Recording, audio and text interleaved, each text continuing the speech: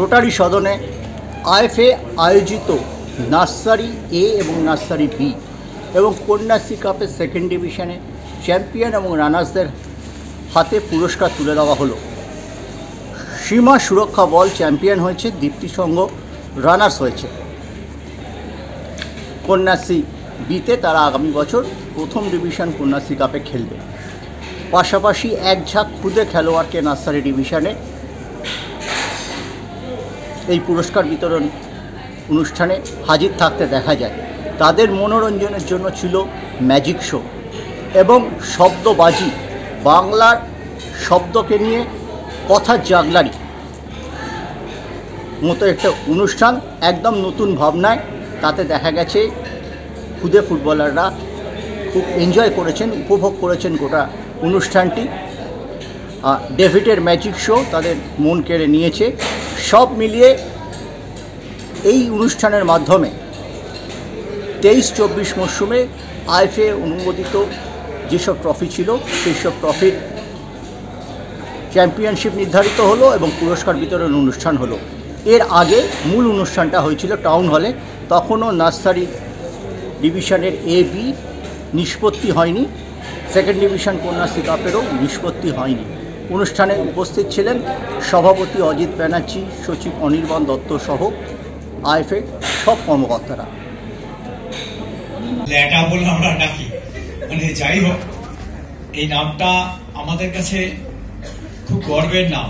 তার কারণ নার্সারি ডিভিশনটা উনি যেভাবে মানে সমস্ত কিছু আমাদের দেখতে হয়নি, বিশেষ করে সবকিছুই ও করেছে এবং যে কোনো প্রবলেম খালি আইএফএতে বলেছে, সেই প্রবলেমগুলো সলভ করার জন্য রাস্তাও বলে দিয়েছে। এইভাবে আমরা এগিয়ে গেছি।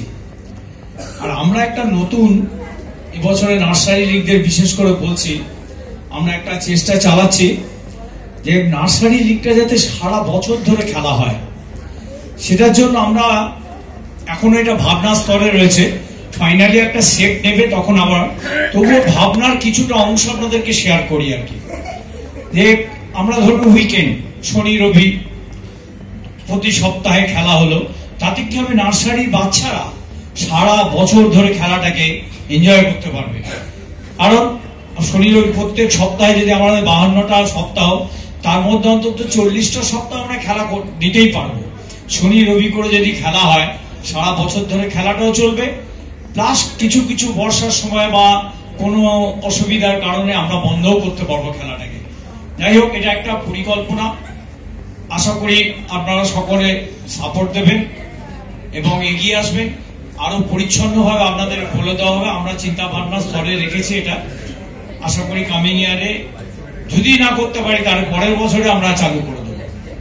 সকলে ভালো থাকবেন এবং অবশ্যই আইএফএ দিকে হাত বাড়িয়ে আইএফএ কে নিজের ভেবে সমর্থন মনের থেকে দেবেন, যাতে আইএফএ এগিয়ে যেতে পারে। ধন্যবাদ, নমস্কার। আজকে বহু বছর পরে আমরা সাকসেসফুলি নার্সারি ডিভিশনের খেলাগুলো সব করতে পেরেছি এবং যেই মানুষটা নিঃশব্দে পুরো নার্সারি ডিভিশনের ফিক্সচার থেকে শুরু করে মাঠ দেখা থেকে শুরু করে খেলার ব্যবস্থাপনা দেখা থেকে শুরু করে সবকটা কাজ নিঃশব্দে করে গেছে, কোনো দিনও একবারও ঘুরে কমপ্লেন করেনি।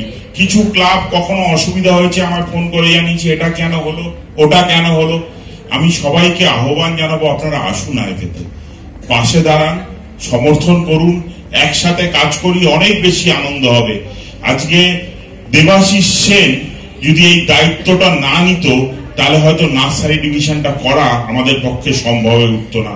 তাই সকলের তরফ থেকে আমি জানাবো ধন্যবাদ।